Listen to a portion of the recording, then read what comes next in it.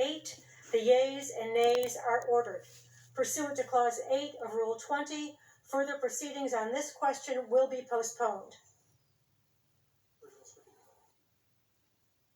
What purpose does the gentleman from New Jersey seek recognition?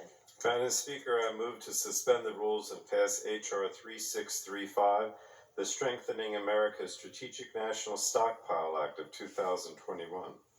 The clerk will report the title of the bill. H.R. 3635, a bill to amend the Public Health Service Act with respect to the Strategic National Stockpile and for other purposes.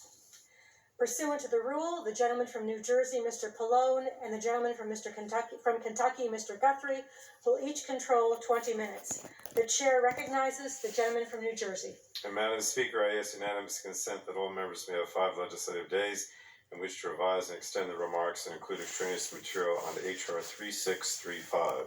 Without objection. And Madam Speaker, I yield to myself such time as I may consume. The gentleman is recognized. Thank you. I rise today in support of H.R. 3635, the Strengthening America's Strategic National Stockpile Act of 2021. This bill makes long overdue improvements to the Strategic National Stockpile to ensure we have access to critical, life-saving medical supplies during public health emergencies. Since the beginning of the COVID-19 pandemic, there has been a lot of attention around the Strategic National Stockpile and our preparedness for this pandemic. The stockpile was not stocked as it should have been, and this bill makes important improvements to correct that for the future. The bill will ensure that the Strategic National Stockpile, also known as SNS, is operating at its highest potential moving forward in order to continue to respond to COVID-19 and also to prepare for the next public health emergency. This bipartisan bill seeks to reduce America's dependence on foreign sources of critical medical supplies, including personal protective equipment. It does this by boosting domestic manufacturing to make those supplies in the United States and promoting private-public partnerships to ensure a coordinated response. The legislation also makes needed improvements to I don't know why the people wouldn't just sit out of the screen, but I guess they want to be on TV back there, and that's safe and in working order. Weird. Importantly, the bill also improves transparency around the readiness of the Strategic National Stockpile and how requests from states and tribes are being managed. It also directs the Department of Health and Human Services. Her nipples literally get ready to show, to be honest. Transparent processes for these types of requests. I apologize. Forward.